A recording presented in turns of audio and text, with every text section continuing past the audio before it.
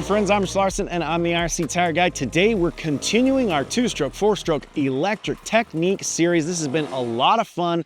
Last week you guys saw us. We got into some of those riverbed situations, talking about the delivery of power, learning how to find that tractable control on every bike, every form of combustion or propulsion. That was fun. I enjoyed it. I'm excited to put some more time in the hard enduro situations, especially on the Stark Varg, adjusting my control. Now, this time we're going to get into some of the more mountainous, hilly sections. We're going to be doing some switchbacks, a little bit of hill climbs, learning, how we get that bike to maneuver from left to right. I'm sure there's going to be a lot of changes within technique, and I think you guys are going to enjoy this episode. It's going to be a lot of fun. Let's get right into it with some switchback climbs. All right, guys, we have worked our way up to a switchback sort of hill climb section. This is a great example of kind of the mountainous terrain that I ride. A lot of switchbacks, loose dirt, pretty dang steep. Not necessarily like full bore hill climb style, but it takes a lot of technique, a lot of precision with throttle, clutch, body position. On the way up to this section, we've tested all 3 bikes. And similar to the technical sections of the waterfall we were talking about in the last episode, I find that there's a steeper learning curve on the start because I have to be very deliberate with throttle, and I have such an ingrained use of the clutch. Like even when you're setting up for something and you want to roll back a few inches, you pull the clutch in to catch neutral and roll back, then use the power to slow that rollback, a controlled rollback via the clutch. We're not using our brakes there. And on the Stark, I pull in the rear brake and I just kind of stop, and I'm trying to back the bike up and it's not going anywhere because I'm ingrained with that clutch. I have to think, and I'm breaking, years of ingrained habits. I think on the 2-stroke and the 4-stroke, you get so used to creating inertia with the flywheel. It's what we've been saying this entire series. And that is a ingrained piece of my riding. Now, that being said, I think the majority of riders don't necessarily have that loading the flywheel technique 100% ingrained. So for me, the Stark is a pretty steep learning curve, but for the average consumer, I think it's probably going to be great. That being said, it's performing really well as I make those adjustments. We did some technical switchbacks just on the way up to this section, and I'm feeling a lot more in tune with the bike as these days go on. Now, this section, again, is loose switchbacks. We've got a steep uphill at the top that I have to get momentum for, and then there's a 2 or 3 foot root that's sticking out of a pine tree that I need to jump up and then kind of go around the tree. So it's a challenging little last bit. We'll see how it goes. This is the first run, first tracks. We're on the 2-stroke. I'm going to talk you guys through it, and then we'll switch bikes. All right, so right off the bat, we have a decently steep downhill. I'm trying to set my rear over a little because I've got to put my front right there on a crooked branch. Once again, it's very downhill here. I've got my rear set sideways, so I have to be very careful here. Trying to get the throttle on before. Whoa! Made a little mistake there. Long legs help. Now I set up for this little climb. Smooth power delivery, trying to create momentum first, then get on the power after we've established that momentum. Switch back, come on, girl.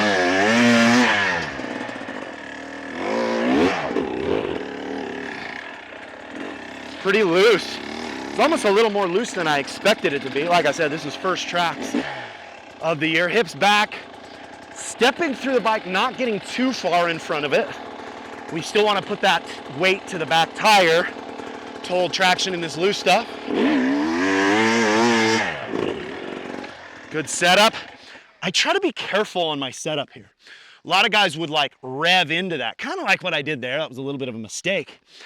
For this, I have that route that I have to make it up. So I want a really good setup here. If I'm tearing up my run in, I'm setting myself up to lose my rear tire as I'm trying to gain momentum. So it's really good to think ahead in these situations.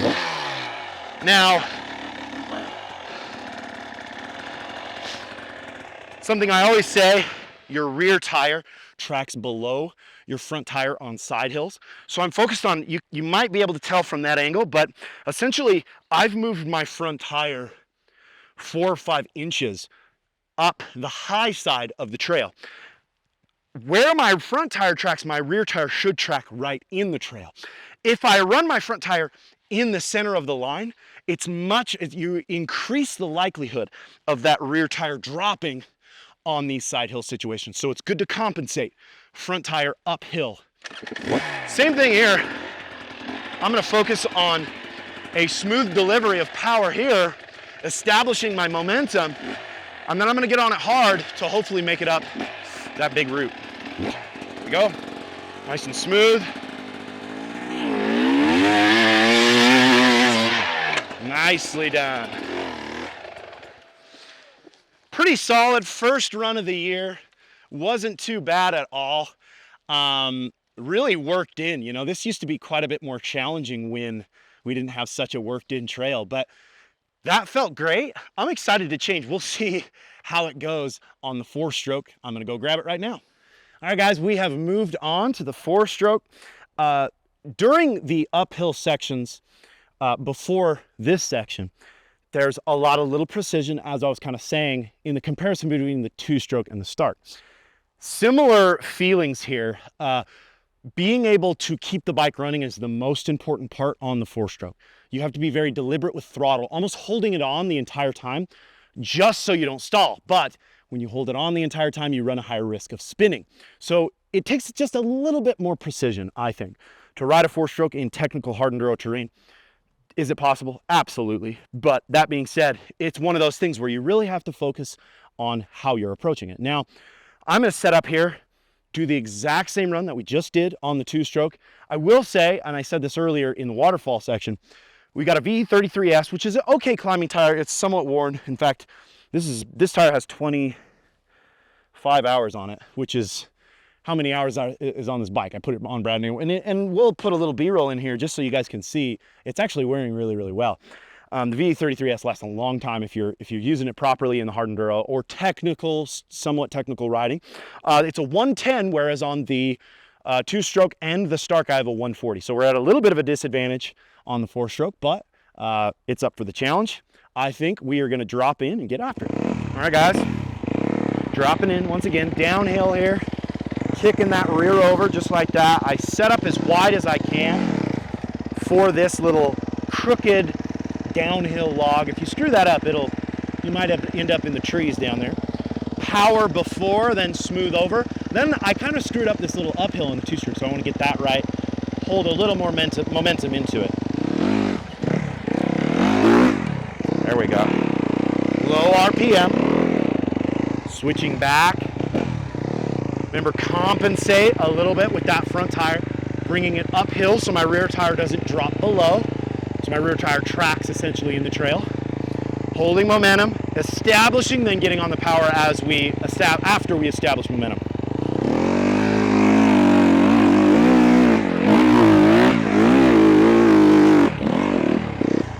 Did that one nice.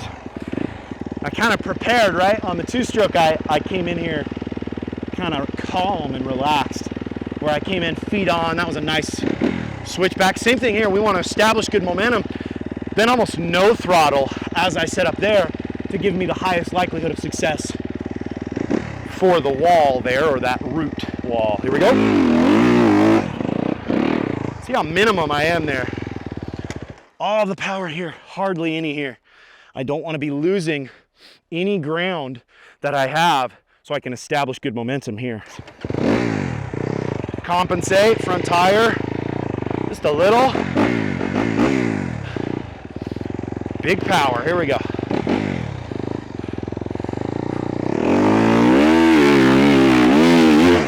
Oh! I lost balance just a little bit coming into that, and that was user error big time. Here's a little good tip for everybody. When you're backing your bike down, right, we leave it in gear and kind of use that clutch to initiate movement. Now, as you can see here, again, we want to be careful with our run-in for the uphill.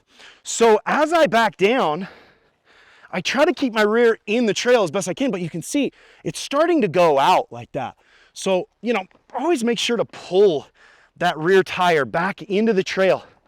A lot of guys will like back with their front tire turned in the opposite direction and literally kind of ruin their run-in. Something you can even do is make sure you're nice and straight for your backup, like that. That gives me just a better run-in for this next run. If you're ruining your entry, man, you're making your life tough. Thought I was gonna pull that one out. I didn't start very good there. Even just the change, it's a little bit more worn in here. Here we go.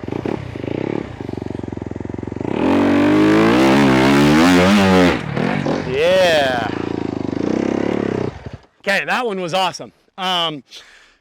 What I did there, obviously I established some good momentum, but a key piece, and you guys might be able to see it on video, is essentially I got the front end up really, really early. I was wheeling probably 10 foot before this actual route here.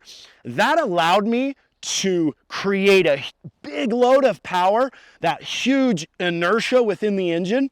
You could hear I'm up in the top of the RPM, then I reduce and release to really try to get that propulsion up this route. It's quite steep. I mean, obviously you guys can tell, hopefully in the video, this is a steep uphill and the route is, you know, up to my thigh. It's a good undercut 3 foot route that's sticking out of the ground. Very challenging to get up with very little momentum. The more momentum you have, the easier it is. You guys could see that I was really building those RPMs before the obstacle to get that propulsion up and over. 4-stroke did awesome there. That first run, it's just a dumb mistake by me. Let's move on to the Stark. All right, guys, we are on to the Stark. I was mentioning earlier, the biggest thing that I'm focused on here is trying to break the habit of loading the flywheel. A lot of times, even on some of these uphills on the regular combustion bike, I use the clutch to regain a little bit of balance. So if I'm climbing something and I'm just a little off, I can pull that clutch in and reset myself to center to regain my balance and kind of regain that straight line control as I climb the hill. And I've noticed on the Stark, I tend to leave the throttle on, try to do that with the brake, and the bike just kind of starts to wheel. The brake doesn't work as a clutch, plain and simple. I thought it would, but it's not. You know, it's a completely different bike. You have to learn completely different techniques. So it's very direct. It's that controlled power, really looking for how we create that momentum just before the obstacle. It's almost a little bit later in creating momentum for these steps. You have to really put the power into the obstacle and then chop. And then as soon as you land, be as gentle as you can on the throttle. Luckily, the mapping is really good on these, so it allows you to hold traction really well. We'll see how it goes. I think the climb is going to be, I mean, I don't want to jinx it, but I feel like it's going to be easy on this bike because they're just a rocket ship. I have it set at 25 horsepower for the riverbed, so I'm going to leave it there and see where it's at. These technical, you know, you don't need 80 horsepower to get up this technical stuff. It's mellow, it's easy. We're just focusing on throttle control and tractable control as we work through these sections. I think it's going to be awesome. Let's give it a shot. All right, guys, we're dropping in here. Again, downhill. We use the front brake, kick that rear over. It does, I mean, I would say it's a little harder to kick over just because of the weight. Ooh, almost undercooked that. Almost missed my front on trying to get that log or put the front tire in the right place for this little obstacle. Smooth across here, big power into that little cliff uphill switchback.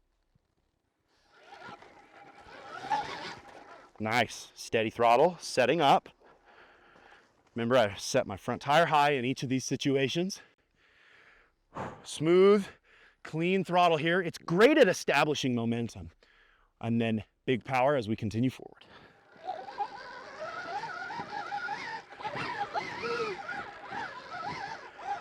Yeah. It definitely just establishes momentum quite easy. Here we go, same thing. Low RPM on the setup here. Here we go.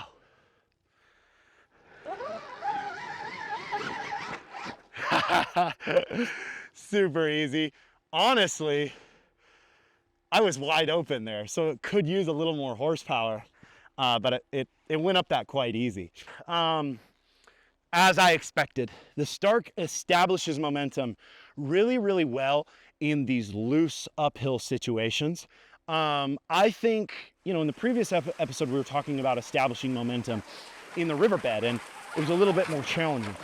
I almost think that's more user error. I think I said that in the previous episode, and I'll reiterate here. It's one of those things I'm trying to get used to. In this situation, it was really easy. That was an easy climb. Nothing, I mean, I'm sure I made it look really, really easy. If you came out here, you'd see this is a pretty dang steep section. It's a challenging section. I was actually wide open on the throttle coming up this. So this is where I think we might start to get into the advanced power curves. We got the standard maps that I'm just playing with, and really with the standard map, you have the ability to change horsepower and engine braking. We're at 25 and 20 on engine braking, so 25 horsepower and 20 on engine braking. 25 horsepower is right on the edge for this. It was enough to put the front tire into the air and get the momentum I needed, but I was wide open. So I'm at the top of 25 horsepower in these situations. It kind of felt that way coming up too. I'm right at the wide open mark on the throttle. That being said, if I turn it up to 40, 50, I find it's a little bit harder to establish that momentum. So this is where you go into the advanced curve and you can make adjustments to the actual map, which is really cool.